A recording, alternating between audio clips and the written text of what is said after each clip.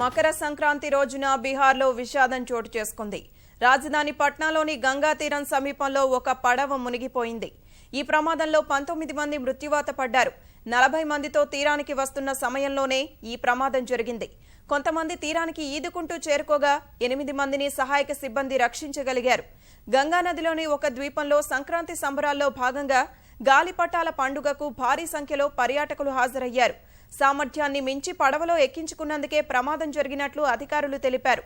మృతుల కుటుంబాలకు ప్రభుత్వం 4 లక్షల పరిహారం ప్రకటించింది.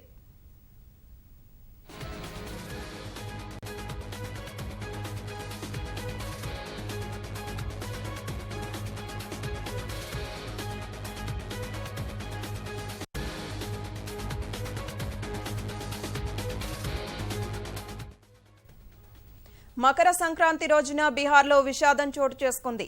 రాజధాని పట్నాలోని గంగా తీరం సమీపంలో ఒక పడవ మునిగిపోయింది. ఈ ప్రమాదంలో 19 మంది మృత్యువాత పడ్డారు. 40 మందితో తీరానికి వస్తున్న సమయంలోనే ఈ ప్రమాదం జరిగింది. కొంతమంది తీరానికి ఈదుకుంటూ చేరుకోగా 8 మందిని సహాయక సిబ్బంది రక్షించగలిగారు. గంగా నదిలోని ఓ ద్వీపంలో సంక్రాంతి సంబరాల్లో భాగంగా గాలిపటాల పండుగకు భారీ సంఖ్యలో పర్యాటకులు హాజరయ్యారు. సామర్థ్యాన్ని మించి పడవలో ఎక్కించుకున్నందుకే ప్రమాదం జరిగినట్లు అధికారులు తెలిపారు. మృతుల కుటుంబాలకు ప్రభుత్వం 4 లక్షల పరిహారం ప్రకటించింది.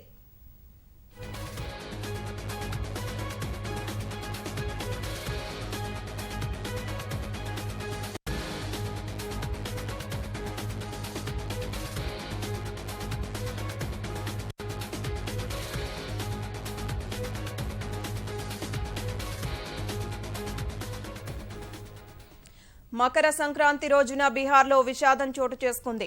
రాజధాని పట్నాలోని గంగా తీరం సమీపంలో ఒక పడవ మునిగిపోయింది. ఈ ప్రమాదంలో 19 మంది మృత్యువాత పడ్డారు.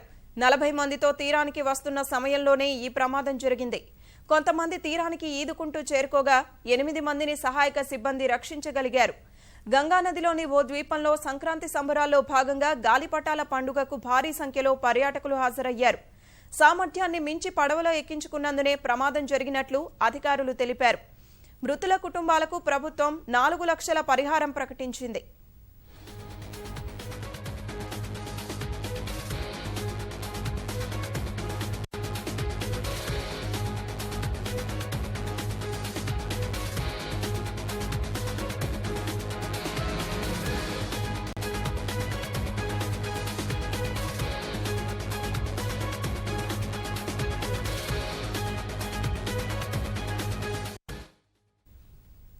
మకర సంక్రాంతి రోజున బీహార్లో విషాదం చోటు చేసుకుంది. రాజధాని పట్నాలోని గంగా తీరం సమీపంలో ఒక పడవ మునిగిపోయింది.